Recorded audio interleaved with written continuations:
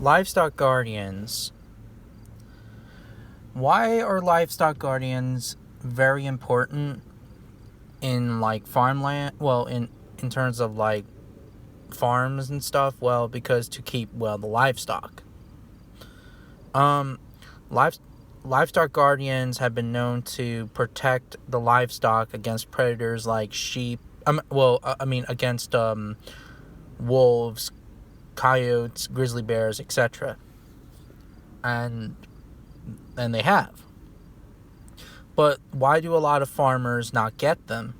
I guess that number one is that they're not interested, or number two is that livestock guardian dogs are really expensive. And even like if you try to import a dog from a different country, like for example, if you want a Kangal, let's just say from, of course, Turkey, well, it's going to be a lot of money. It's not going to be more than $2,000 or more than that. It's going to be a lot of money. And that also includes if you try to import any animal, no matter if it's a dog, a horse, a cat, or etc. When you import an animal, it's a lot of money. Anyways, livestock guardians like the Kangal, the Caucasian Charka, Caucasian Shepherd, whatever you want to call it, and Tibetan Mastiff, they would be my rank as the best livestock guardians. And also depends like what state you get them. Well, what breed you get from. Well, it depends on the state. Like let's just say for a coyote problem, a Kangal, one or two Kangals would definitely, hands down, fight against a coyote. Now, one Kangal, well, it depends really.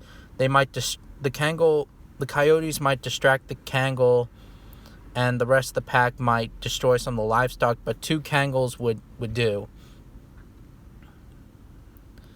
Now, if it's against a pack of wolves, I don't think a pair of Kangals or a mating pair of Kangals would not fight against a pack. But it also depends in numbers.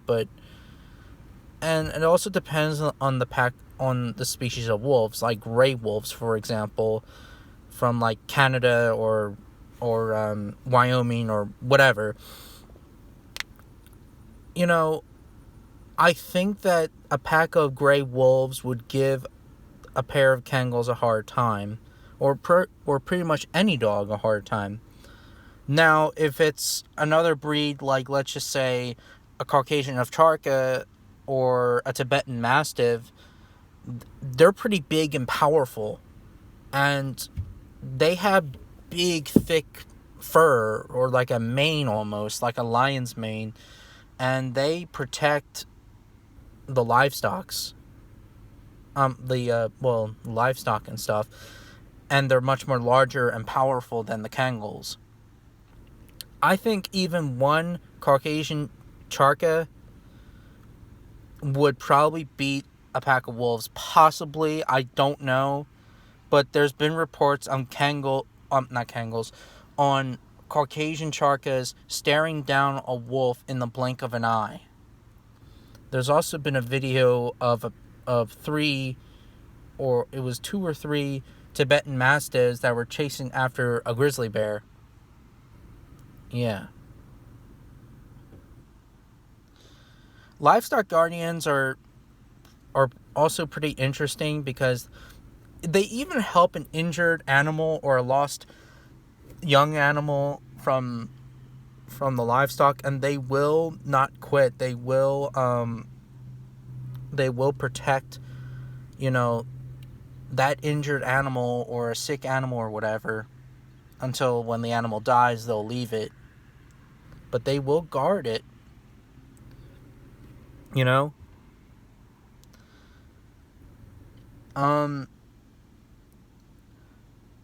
also, another thing I forgot about the Caucasian Shepherd.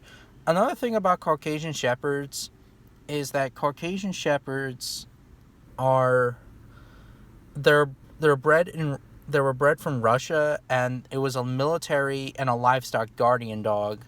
And it's debatable, really, where its origins came from. It came from Russia or somewhere else. But what I heard is that it came mostly in Russia. They're pretty big and powerful dogs, and you don't want to mess with them.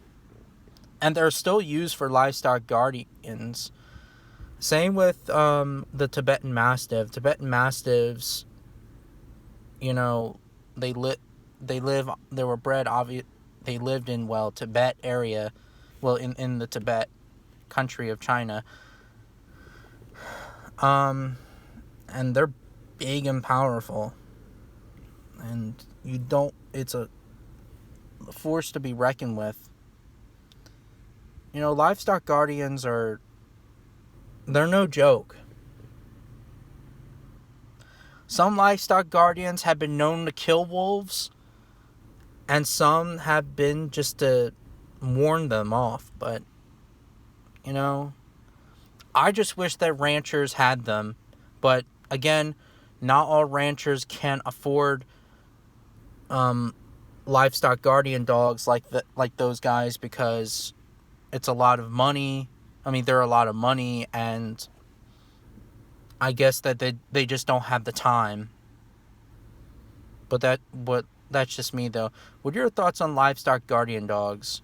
Do you think that it's a good idea that all livestock farmers should have them? Please let me know.